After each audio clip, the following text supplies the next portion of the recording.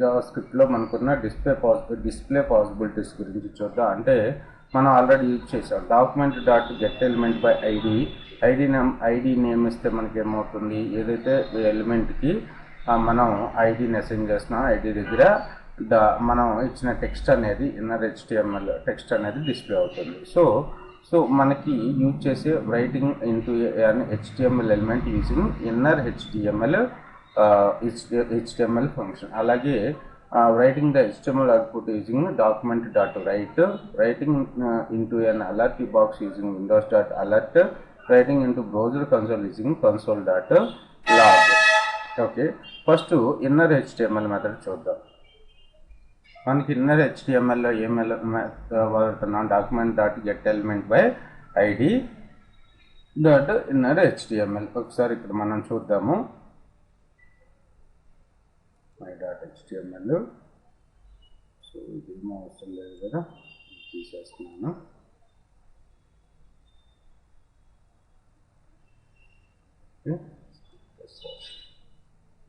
Include చేసుకున్నాము. my.js-లో ఏమున్నాయి. సో ఫస్ట్ డాక్యుమెంట్ డాట్ స్క్రిప్ట్లో document dot get element by ID inner HTML అని రాద్దాం. అప్పుడు మనకేమవుతుంది, సో my.html ఫైల్ ఓపెన్ చేస్తున్నాను. స్క్రిప్ట్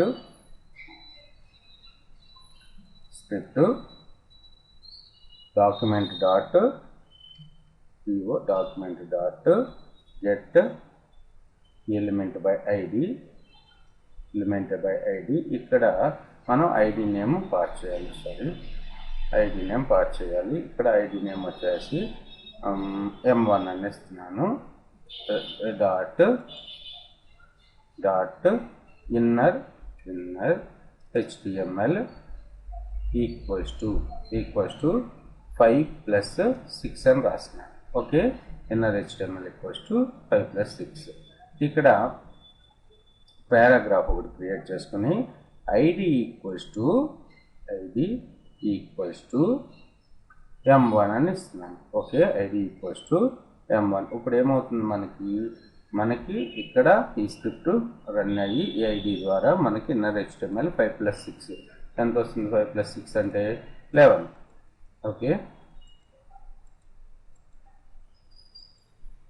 5+6 అంటే 11 డిస్ప్లే అవుతుంది ఇక్కడ. ఓకే, సో ఈ విధంగా మనం యూజింగ్ ఇన్నర్ HTML మెథడ్ ద్వారా మనం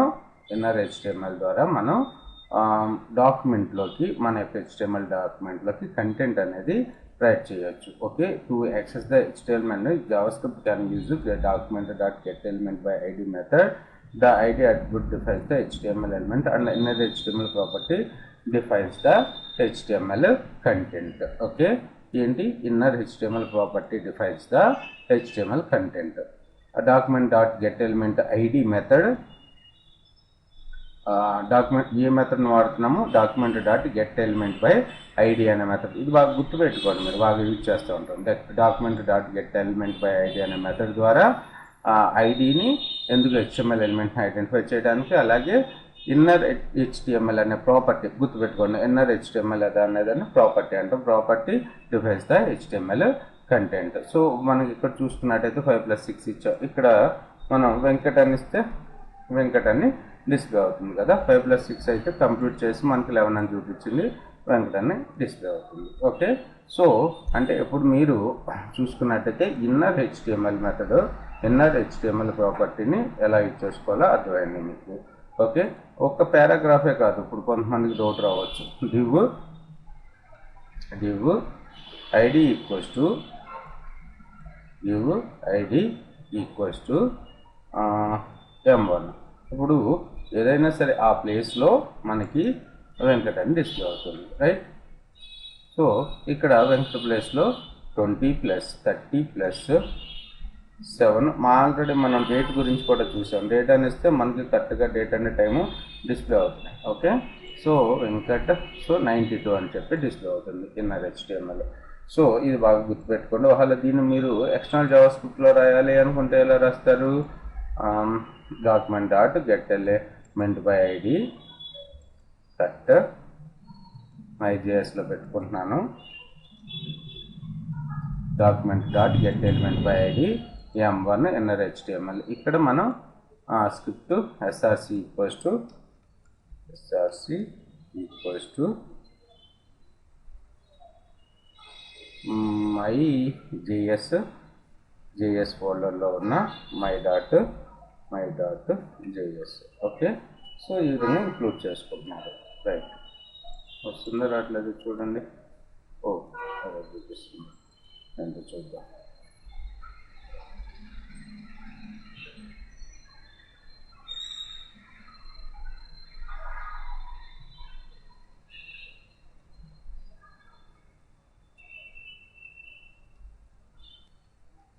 సో మనం ఎక్స్టర్నల్ జావాస్క్రిప్ట్లో MyJS files document dot get element by ID m1 ఇన్నర్ HTML రిక్వెస్ట్ ఇలా మెన్షన్ చేసాము. Script src equals to JS by MyJS. So తర్వాత చూసుకున్నట్టయితే మనకి PID ఈక్వల్స్ టు m1 అని మెన్షన్ చేసాం. సో ఈ విధంగా మరి ఎక్స్టర్నల్ జావాస్క్రిప్ట్ ఫైల్స్ని కూడా క్రియేట్ చేసుకుని IDC ద్వారా ఈ ఇన్నర్ HTML మెథడ్ని యూజ్ చేసుకోవచ్చు. తర్వాత చూసుకున్నట్టయితే మనకి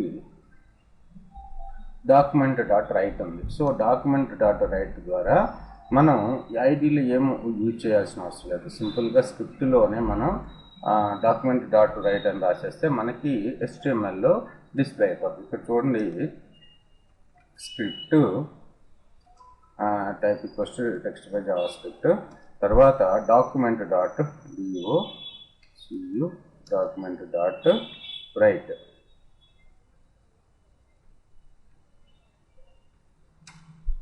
డాక్యుమెంట్ డాట్ రైట్ అనే function. Okay, write property document dot write function ద్వారా మనం ఇక్కడ చూడండి 2+6 అని రాస్తున్నాను.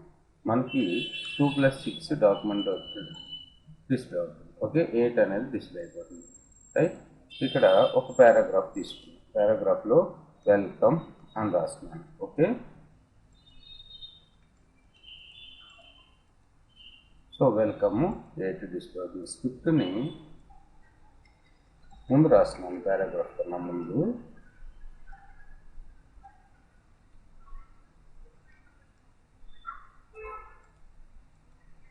సో నీట్గానే డిస్ప్లే అవుతుంది. ఓకే, స్క్రిప్ట్ మనం జావా స్క్రిప్ట్ యూజ్ చేసుకొని టెక్స్ట్ని డిస్ప్లే చేయాలంటే అంటే ఇంకా ఐడియల్లీ డాక్యుమెంట్ డాట్ రైట్ మెథడ్ని యూజ్ చేసుకోవచ్చు. కానీ ఇది జస్ట్ సింపుల్ టెక్స్టింగ్ పర్పసే యూజ్ చేస్తాం, ఇంకా ఏ పర్పస్ యూజ్ చేయాలి.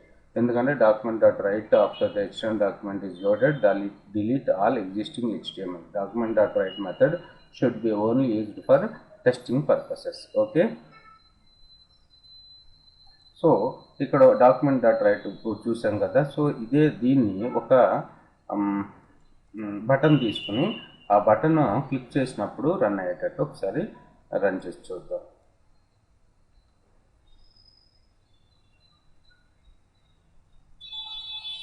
సో బటన్ తీసుకున్నాం మనం. ఇది కామెంట్ చేసేస్తున్నాను. సో ఇది నార్మల్ HTML డాక్యుమెంటే కదా మనకి. ఇక్కడ వెల్కమ్ అని ఉంది. ఓకే, పారాగ్రాఫ్ వెల్కమ్ అని ఉంది. H1 కూడా రాద్దాం, H1 ELR అని రాద్దాం. రైట్, సో ఇప్పుడు ఒక బటన్ తీసుకుని button type equals to button name equals to on click అనే ఈవెంట్ని కాల్ చేద్దాం. On CLICK on click equals to document dot right. ఇక్కడ జావాస్క్రిప్ట్ కోడ్ని ఇంప్లిమెంట్ చేస్తున్నాను. డాక్యుమెంట్ డాట్ రైట్ DO ఇవన్నీ ఉండే కొద్ది మీకు అర్థం అవుతాయి, కన్ఫ్యూజ్ కాకండి. Document dot right. సో ఇక్కడ నేను 20+30 అని రాస్తున్నాను. 20+30. ఇప్పుడు ఏమవుతుందో చూడండి, బటన్ క్లిక్ చేస్తే క్లిక్ మీ బటన్ మీద టెక్స్ట్ క్లిక్ మీ అని రాస్తున్నాను. ఓకే, సో ఆన్ క్లిక్ ఈవెంట్ని యూజ్ చేసుకున్నాం. రైట్, ఇప్పుడు చూడండి మనకు బటన్ డిస్ప్లే అయింది. క్లిక్ మీ కొడితే మనకి టెక్స్ట్ అంతా పోయి ఓన్లీ వాల్యూని డిస్ప్లే అవుతుంది. ఇది పెద్ద డ్రాబ్యాక్ అన్నట్టు. ఓకేనా, అందుకని డాక్యుమెంట్ డాట్ రైట్ని మనం ఎక్కువసార్లు యూజ్ చేయాలి. తర్వాత చూసుకున్నట్టయితే మనకున్నది విండో డాట్ అలర్ట్.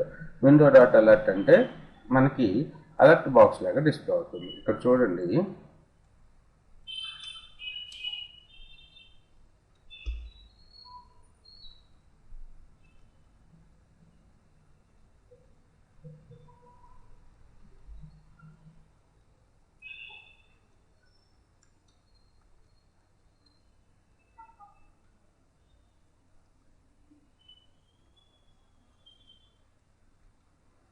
ఓకే, ఇక్కడ window dot alert, window dot alert. So 2+3 అని రాసినాం, లేకపోతే మీకు ఇష్టమైన టెక్స్ట్ని రాసుకోండి.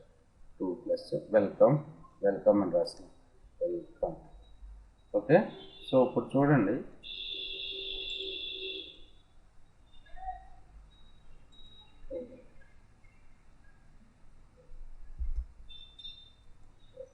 Window dot alert, window dot alert.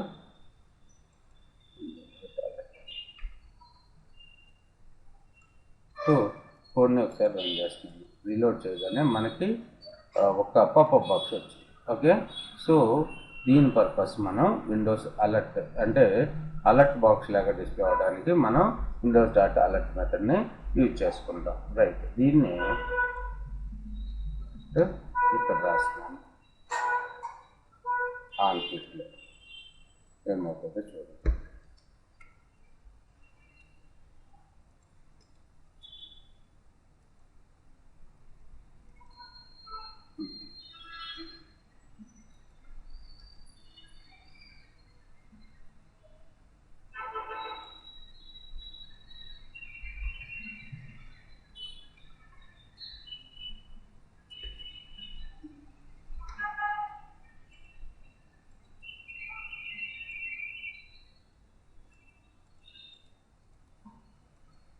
Okay, అందుకని ఇక్కడ 2+3 రాస్తే single quote double quotes problem ఉండదు. ఇక్కడ ఏంటంటే, ఇక్కడ ప్రాబ్లం ఏంటంటే, ఇక్కడ నేను వెల్కమ్ కూడా డబుల్ కోట్లో పెట్టాను. డబుల్ కోట్ అంటే ఈ డబుల్ కోట్ ఇక్కడ స్టార్ట్ అయ్యి ఇక్కడికి ఎండ్ అయిపోతుంది, మళ్ళీ ఇక్కడ స్టార్ట్ అయ్యి ఇక్కడికి ఎండ్ అవుతుంది. అందుకని మనకు కోడ్ సరిగ్గా ఎగ్జిక్యూట్ కావట్లేదు. సో డబుల్ కోట్లో మీరు మళ్ళీ డబుల్ కోట్లు యూజ్ చేసుకోవాలనుకున్నప్పుడు సింగిల్ కోట్ని యూజ్ చేసుకోండి. ఓకే, సో తర్వాత చూసుకున్నట్టయితే మనకి console log. So for debugging purpose you can use the console log method to display the data. So console log మెథడ్ని యూజ్ చేసుకుని మనం కన్సోల్లో డిస్ప్లే చేసుకోవడానికి యూజ్ చేసుకుంటాం. ఇక్కడ చూడండి, console డాట్ లాగ్ యూజ్ చేసుకుంటున్నాను, console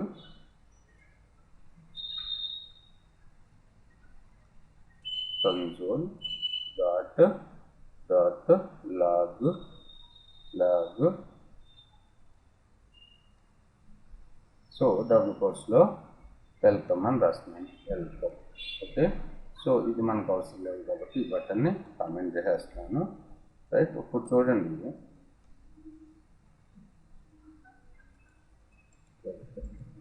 సో వెల్కమ్ డిస్ప్లే ఉంది, ఇది కూడా కాదు. రైట్, కన్సోల్ లాగ్ అంటే మనం ఎక్కడ చూస్తాము అంటే ఇన్స్పెక్ట్ కన్సోల్లో చూడండి, వెల్కమ్ అని డిస్ప్లే అవుతుంది కదా. ఇప్పుడు కావాలనుకుంటే నేమ్ మార్చండి, 44 + 55. ఇప్పుడు చూసుకున్నట్టయితే ఇప్పుడు 99, 45 + 99 అనేది డిస్ప్లే అవుతుంది. 45 ప్లస్ ఎంత, 44 + 45, 55, 99 డిస్ప్లే అవుతుంది. ఓకే, సో ఈ విధంగా మనం